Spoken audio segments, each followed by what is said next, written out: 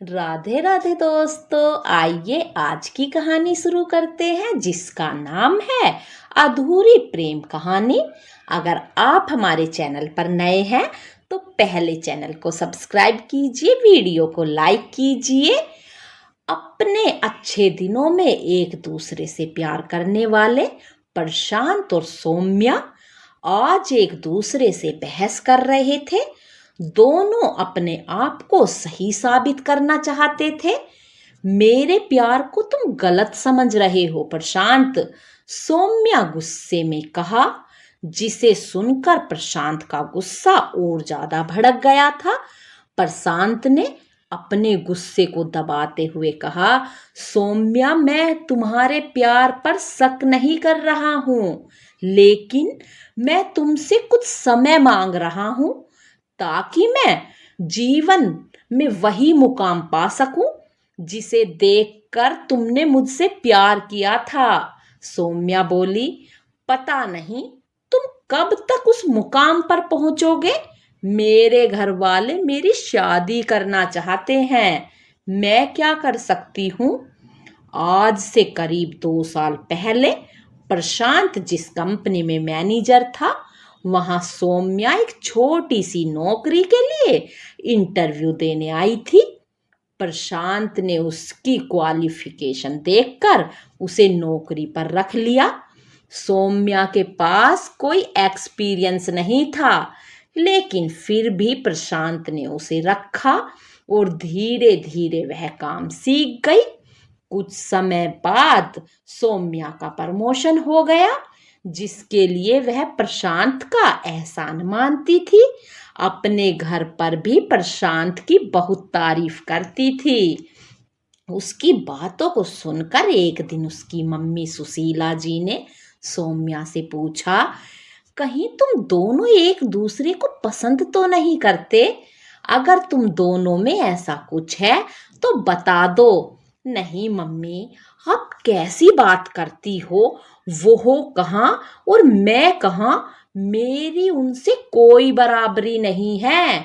मेरे जैसे करीब 200 उनके नीचे काम करते हैं, वो संभालते हैं। यह कहकर सौम्या अपने कमरे में चली गई। सौम्या को रात भर नींद नहीं आई। उसके मन में तरह तरह के सवाल उठ रहे थे। कहीं मम्मी की बात सच तो नहीं, क्या पता वो मुझसे प्यार करते हो। इसी उधेड़ बुन में रात बीत गई।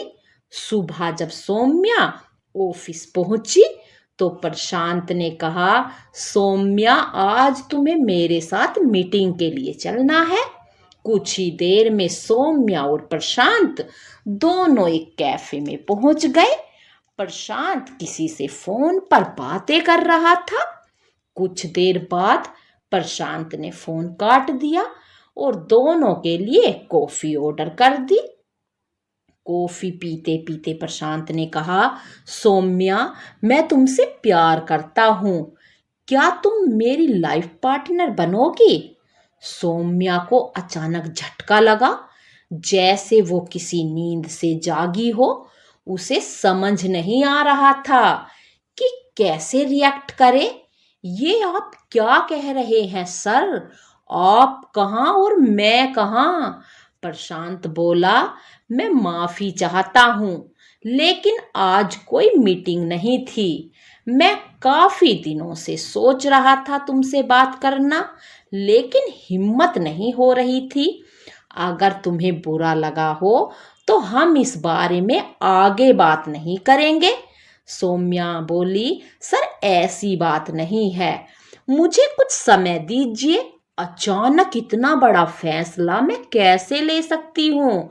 प्रशांत ने आगे कहना शुरू किया, सौम्या, तुम अपना समय लो, लेकिन एक बात याद रखना कि अगर तुम मना भी करोगी तो हमारी दोस्ती पर उसका कोई असर नहीं पड़ेगा, न ही हमारे काम पर। सौम्या उठकर चली जाती है। उसे कुछ समझ नहीं आ रहा था। एक तरफ उसे ऐसा लग रहा था जैसे उसका रात का सपना सच हो रहा था।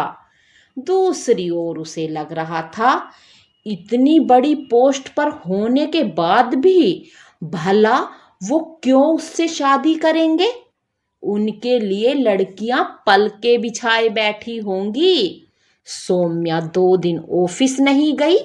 उसका मन किसी काम में नहीं लग रहा था।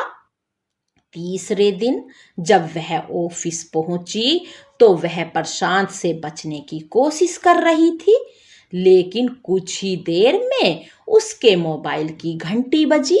देखा तो प्रशांत का फोन था।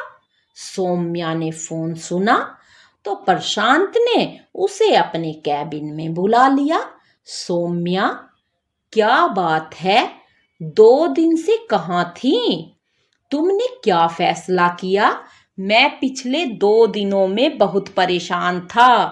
आज तो अपना फैसला बता ही दो। सर, आपके और मेरे स्टेटस में बहुत फर्क है, यह आप अच्छे से जानते हैं। ऐसे में मुझे कुछ समझ नहीं आ रहा, क्या करूं? प्रशांत यह सुनकर हंसने लगा।